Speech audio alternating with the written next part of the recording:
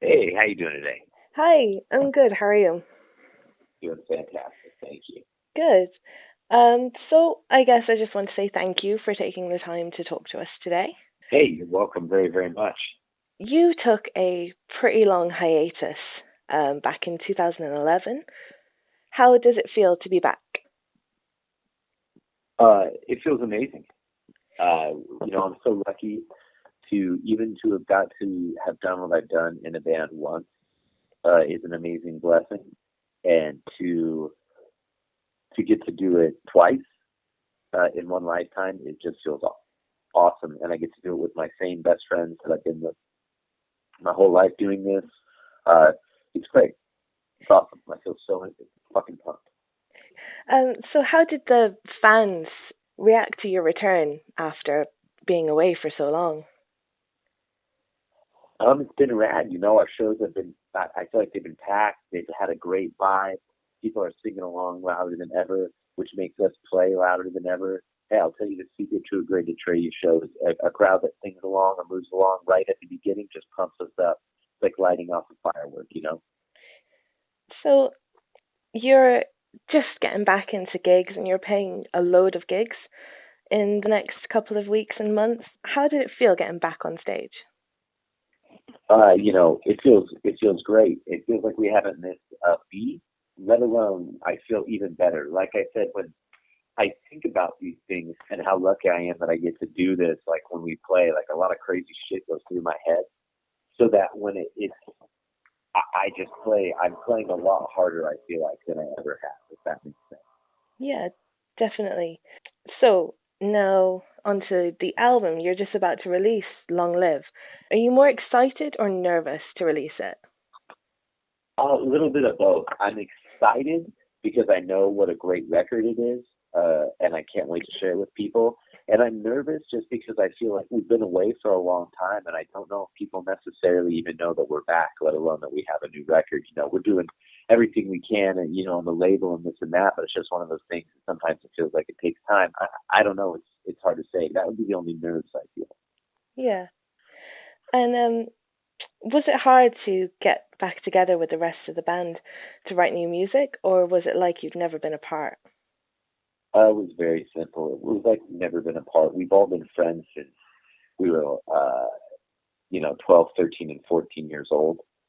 So, with the exception of Mark, who's been in the band probably almost not 10 years, but all like, yeah, Mark's been in the band about 10 years. So, we've all been friends a decade plus. It was just very simple. We've always had a good dynamic. We've always been friends first. So, it was very easy to do this. Yeah. So how long did the album take from the very first day right up until wrap? Well, it's kind of hard to say because we worked on it in pieces. The first song we recorded, "Long Live," and "Reckless," and man, I'm drawing a blank on the other one. Uh, were we recorded almost a year ago, and then every 2 months we would record 3 or 4 songs or 5 songs until we had the album completed. So it took a year, but it was over the course of a few months during a year. hmm Um, so the album artwork is very dark and it features mainly on the coffins on the cover. What made you decide on that particular design, and is there a story behind it? Our bass player Mark is a very, very talented visual artist in many mediums, and he took all the photography and designed the whole thing for this album as well as the video. So we wanted the first video for the song "Long Live," the first song on the record, which kind of exemplifies and talks about commitment, coming back from it in a way, and tearing things up.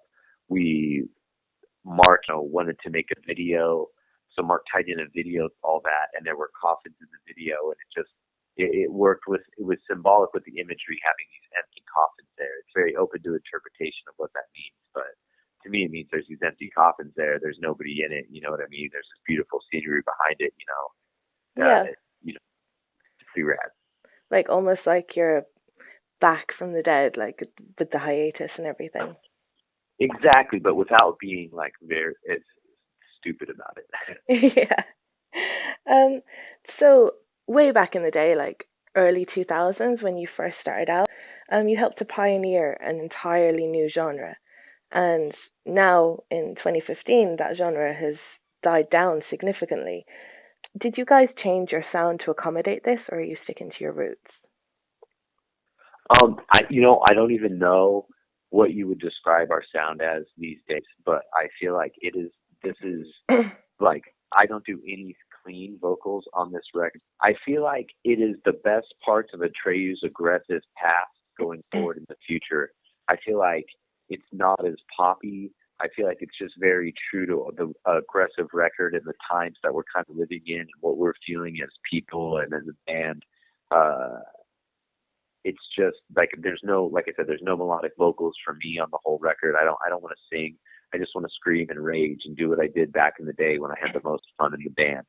So I think everybody in the band is getting to do what they want. Dan has like ripping solos. Brandon has some crazy drum fills and some awesome vocals. Uh, Mark has some killer bass parts and rhythmic timing things that are really rad. It's just, it's all over. It's our best work, and I think it's our most true work, and I think that people are going to be fucking stuck in it. I even think people who didn't like our band at some point will listen to this and be like, "Fuck, like this is pretty good." You know what I mean? I might not listen to it all the time, but I can't deny that this is enjoyable. It sounds good to the ears, man. What can I say? So, while you were away, you had some other projects going on. What does Atreyu being back mean for those projects? Well, everybody's number one baby in a way is Atreyu. We all have things that we care deeply about. Brandon is a talented songwriter. Brandon has another band which he's a frontman of called Hell or High Water. Uh, and it's not like they take any of that stuff takes a back seat to us because we all have other things, But Atreyu is our not our main musical focus, but I mean it is. You know what I mean? It's our baby that we've done for a really long time, and that's our kind of main thing. But that's what's cool about where we're at is people right now. When Atreyu doesn't do something, you know what I mean? Brandon and Hell or High Water go out and they do something, so it works awesome for them. You know what I mean?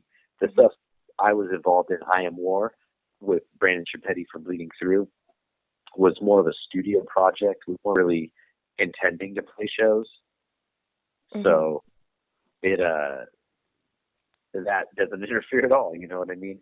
So yeah, it's great. I'm lucky now that a lot of the stuff I do, like I work out a lot. I can work out on the road. I do tattoos. I can tattoo and paint on the road. The main thing I miss is my family. But no, nothing interferes with what we want to do with the trade these days. Yeah. And I recently saw that you started a somewhat campaign to get your new single played on the mainstream radio. Was it strange hearing that played on the radio for the first time? We've had a couple songs that have done okay at that kind of radio. One of them, Falling Down, I think was like number 3 or number 1, something like that. So it's not necessarily weird, but it's always fucking awesome when you hear your song played anywhere, but especially on outlets that like a lot of people listen to that you grew up listening to or that are kind of legendary. Okay, so finally, what can fans expect from Atreyu after Long Live has been released and in the future? After Long Live, we play this big festival this weekend called Riot Fest. Long Live drops, then right after Long Live comes out, we go on a tour with Beartooth and Unearth of the East Coast of the U.S. When that wraps up, we have Knotfest in Mexico to play, and we also have a big festival in Orlando, Florida, with Rise Against and Killswitch Engage. It's gonna be awesome. And then early next year, who knows? We might come over to the UK again. It's all up in the air for right now.